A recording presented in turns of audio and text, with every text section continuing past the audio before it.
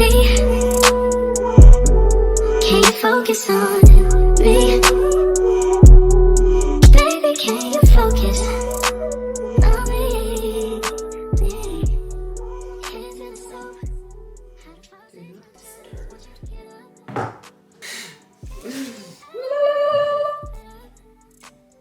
Cuckoo!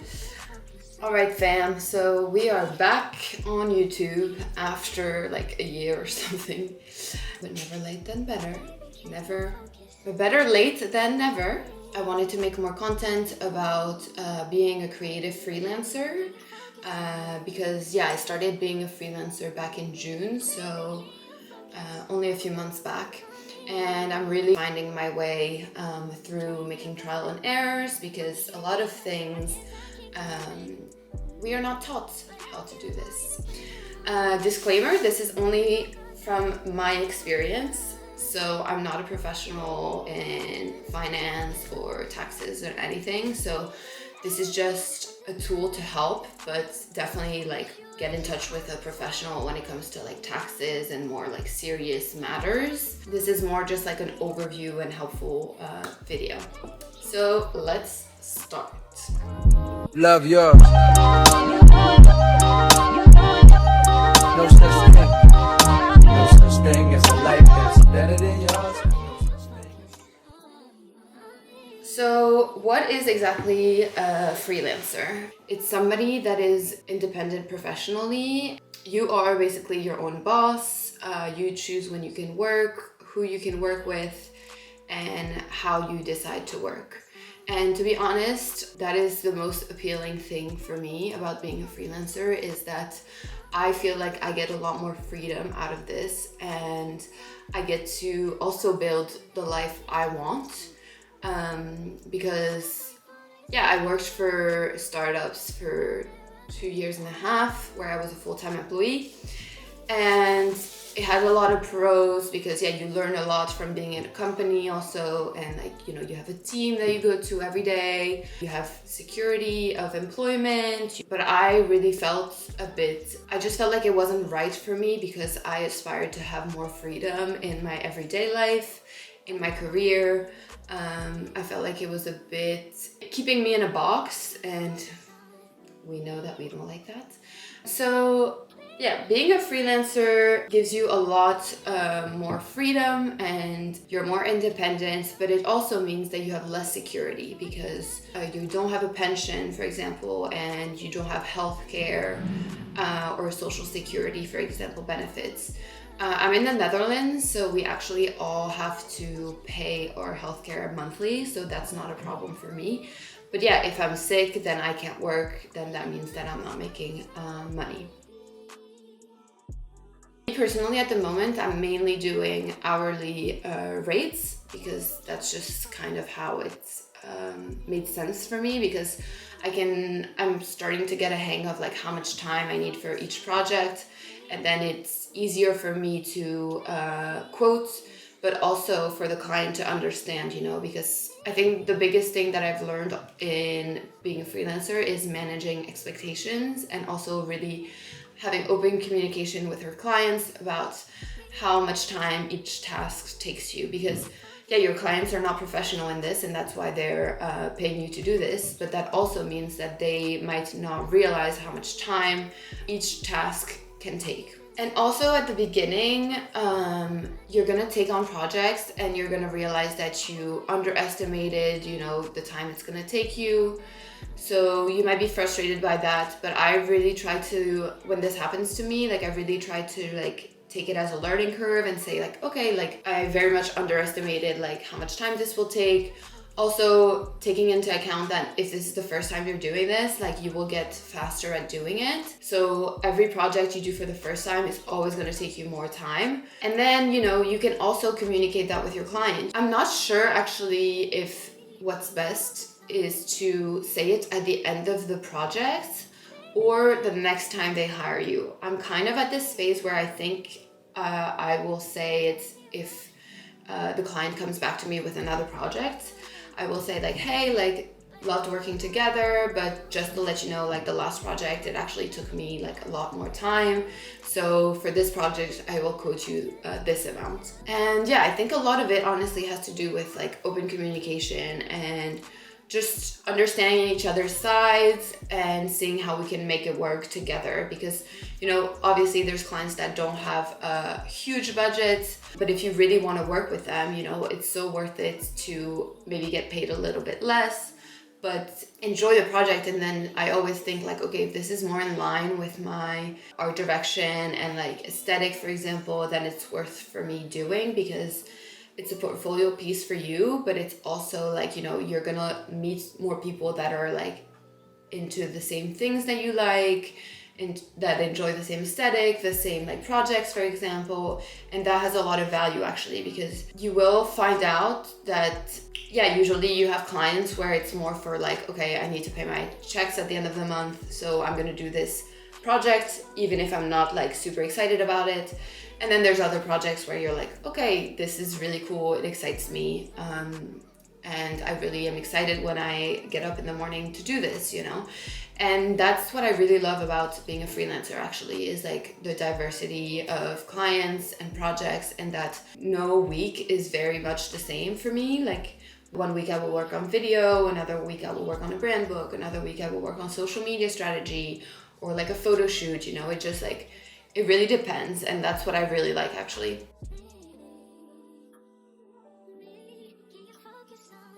So it's quite difficult at first to estimate your hourly rates.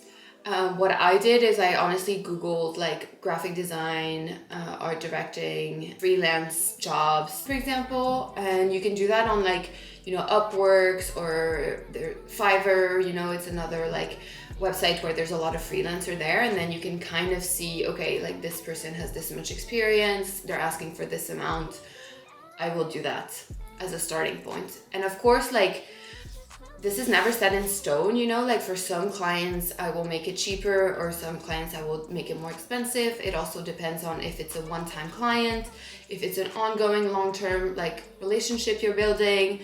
All of this like really matters with your quotation, I think. What I did is I really evaluated all my costs, like my personal costs, you know, which is like my rent, how much I need to like live each month.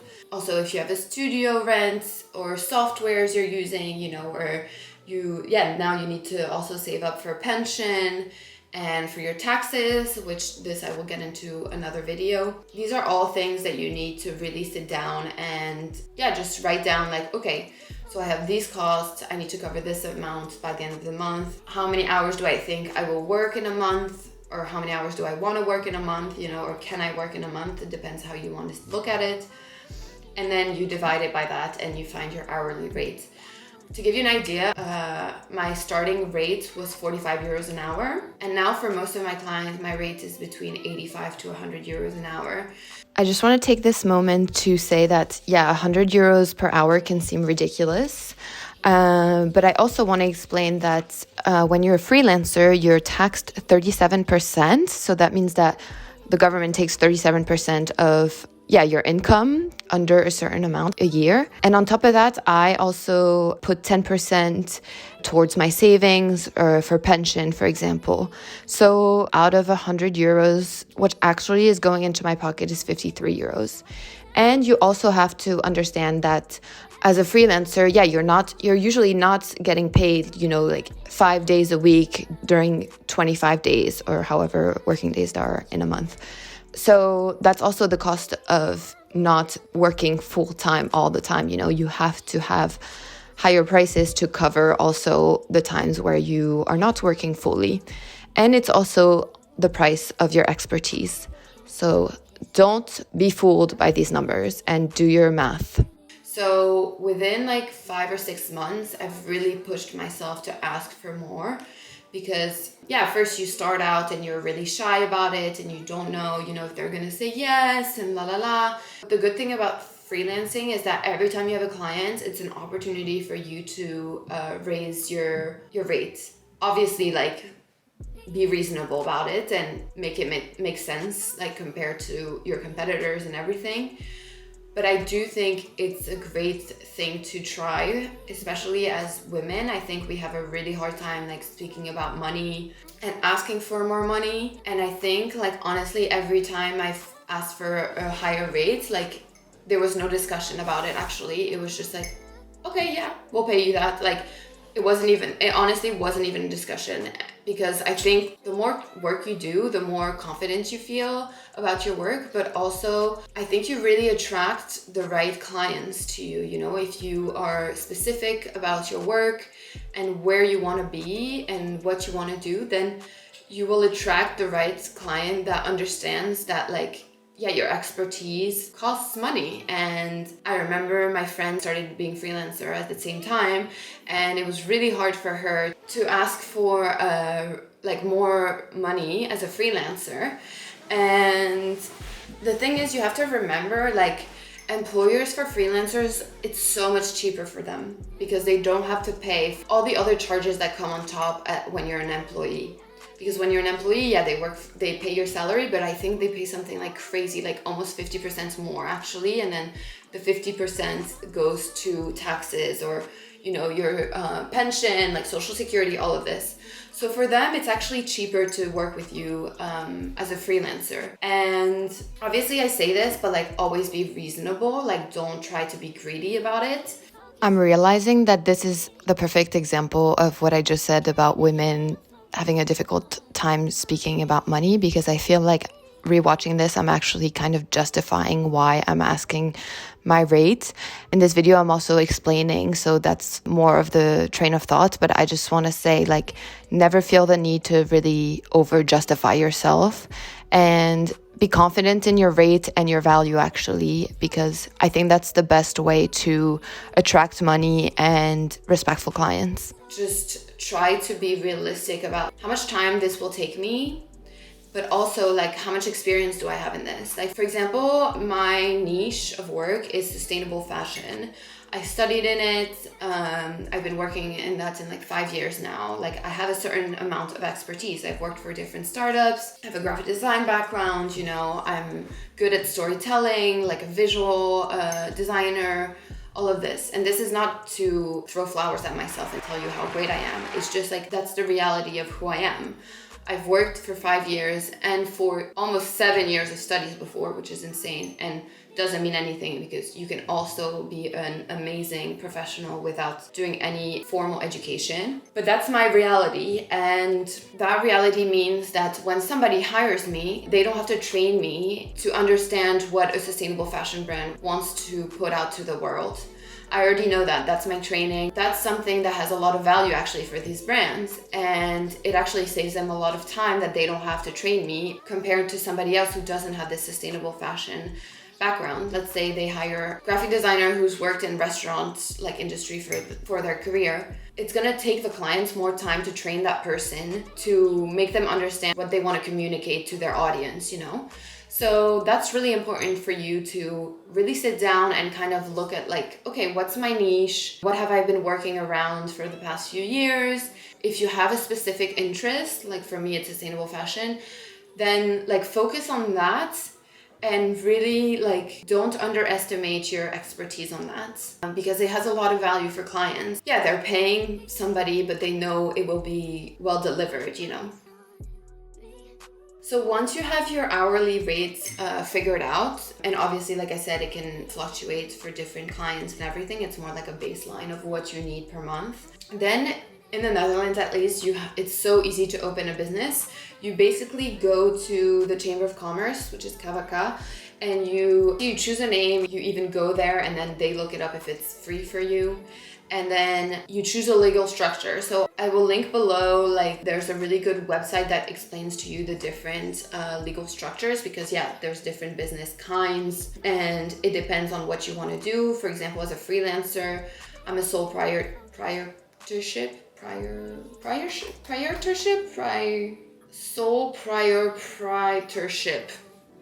It's a mouthful. So it means that I am the owner and responsible for everything that's going on in the business.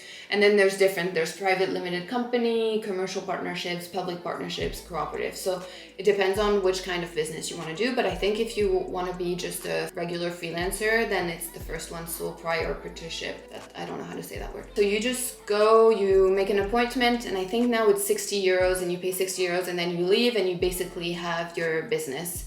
And they will send you a VAT number in the mail and a KVK number, which is like your business number. And that's important to keep because, yeah, your VAT number, I will talk about this in another video. Yeah, it's important to have because you need it for your invoices, but I will talk about this in a different video. So I also wanted to touch base on like how do you get your first clients and how do you actually make that step to become a freelancer. For me, yeah, so I had been working as an employee for 2.5 years, and somehow I knew deep down that like I wanted to freelance. And I also really found it difficult to understand why we are forcing people to work 8 hours a day, to be honest, because it's not realistic to ask people to work, to hyperly focus and be productive for 8 hours in a day. So down the line for me, it was always like, okay, so wait, they're paying me 8 hours, but like I can't work fully focused for 8 hours a day. So they're paying me for only a few hours a day, you know, like that's the amount of time I can actually do my job like properly and efficiently. And I don't think that's specific to me and saying that like, okay, you're a weirdo, Mathilde, like you can't focus for more. I think it's just very realistic to say that most people can only focus for probably like, honestly, like 4 to 6 hours a day. That's already a lot, I feel like. So that was just my train of thought. And also, yeah, I really thought like, okay, sometimes when you don't feel like doing something because you're not in the right state of mind or you have other things going on, other tasks or whatever, if you force yourself to do that task in that moment on that day, that task can take so much longer that if you are like, okay, today is not the day for this, I wake up tomorrow and this will be done. And sometimes a task that can take like 2 hours can go down to 30 minutes if it's the right timing, if you're in the right setting, like the right mindset and whatever. And that's, I think, a big thing for freelancers is like you have to be well organized with your time, but also know yourself pretty well with like, okay, you know, I'm learning to also get to know myself in that way because, for example, I know that in the morning I'm more creative and efficient. And honestly, it depends because some weeks I'm like, okay, in the mornings, I do emails and like posting and like little tasks, you know, that take a few minutes, but it's like annoying, kind of like you can't get a chunk of things done. And then in the afternoon, I will do like more creative things. And then like 2 weeks later, it will switch around. So newsflash, we are humans and we change, especially as women. We have cycles that kind of rule our world and mood and productivity. So that's also something interesting for me because I'm really learning to work on more intuitive flow, working flow actually, you know. So actually how I got my first client, and I'm so thankful about it and to them, is I was working as a full-time employee somewhere, and then my now client reached out to me and he was like, hey, like we're looking for somebody to do some communication work for us. Would you be able to do this as a freelance gig next to your full-time job? I was so happy, honestly, because I had been like really asking the universe for this. Like I was like, okay, next year I want to go freelance. And then this was brought to me, basically. I was working my full-time job and I was also working my freelance job. But like my freelance job was not that many hours, I think at first. It was like maybe 3-4 hours a week, you know? So I would do it in the evenings, on the weekends, like, and then actually my full-time job stopped. I was like, what do I do now? You know, do I look for another full-time job or do I finally take the chance to do this because I already have one client and see where it takes me? And I'm honestly so happy I did this because I feel like it really helped me feel more independent. I could also work more on my brand. I think also once you put out that energy of like, okay, I'm a freelancer, I'm open to meeting different clients, working on different projects with different people. I think people really feel it, and also word of mouth is so powerful. Like if you're good at what you do, you know, Your client will refer you to other people and things will just work out. I say this, but sometimes I still freak out about like not knowing how, like what next month will look like, but I think that's a work in progress. And that's actually the first thing people will say to me when I tell them I'm a freelancer. A lot of people are like, oh my gosh, I can never be a freelancer because, you know, you don't have the security of employment, you don't know like how much you're gonna make, you know, next month or whatever, which is so true. But I also find that really exciting. And you also find that like some month you make more money and the other month you have more time for yourself and to do things that really make you like feel alive. And I feel for me that was so beneficial because I'm somebody who doesn't like routine, and I feel like because of my freelance transition, like I really feel like now I'm more in charge of my life. I'm saying this, but like there's no judgment or anything on my part about like people working a 9 to 5, you know, it's like we're all very, very different, and I think the bottom line is you have to find what makes you happy and what's important for you. I totally understand that some people also value security, like that's their number one thing, they need to feel secure, and I totally understand that because I obviously am a white woman coming from a privileged background, and so yeah, I understand that not everyone started with my privileges. Other people value different things because where they were brought up, where they came from. Like, you know, I have friends that have worked in the same company for 7 years and they're so happy, you know, they go home, they see their family, they have a house, like they live in a small village in France, for example, and they're just so happy. And I honestly like really admire that too, because it's like, wow, you're just so happy with like what could be considered the little things, but are not the little things in life. They're actually what really matters, you know, like spending time with your family, like having a roof over your head, you know, like it sounds cheesy, but at the end of the day, it's true. That's what I mean by we're all so different. We value so many different things. I think what really matters is to find like what you truly value, what you need in life to make you happy, and then go for that, you know. And on my ending notes, I just want to say that we really tend to underestimate ourselves. And I think if you're watching this video, you're probably also doing that because you're seeking like information and advice in a sense. And I just want to say that like it's actually really hard for employers to find reliable, honest, and hardworking people. So if you feel like that's who you are, if you can put aside the little voice in your head that's telling you like, oh, but you're an imposter, or you're not doing enough, you know, or you're asking too much money for this, blah, blah, blah. If you can just like shut that voice off for a little bit, if you can look at yourself and be like, okay, like I work hard, you know, I know what I'm doing. Like if I had a business and I was my employer and hired me as a freelancer, I would be happy with the work I'm delivering. Then honestly, just trust yourself and just keep going. It's like at the end of the day, like if you're a hardworking person and you're honest and you show that you want to learn and you're open to working with people and you're a pleasant person to be around and to communicate with, people are going to want to work with you. And that's the bottom line, honestly. All of this to say, honestly, like trust yourself, and you trusting yourself will bring the right people and clients to you. Trust your clients that they want the best for you and that they will work for you also in a sense, like with their talking about you to their networking.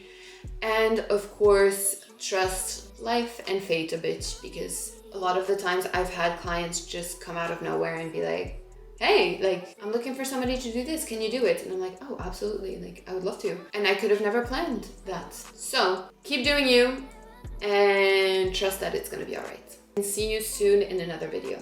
Bisous. Love yours.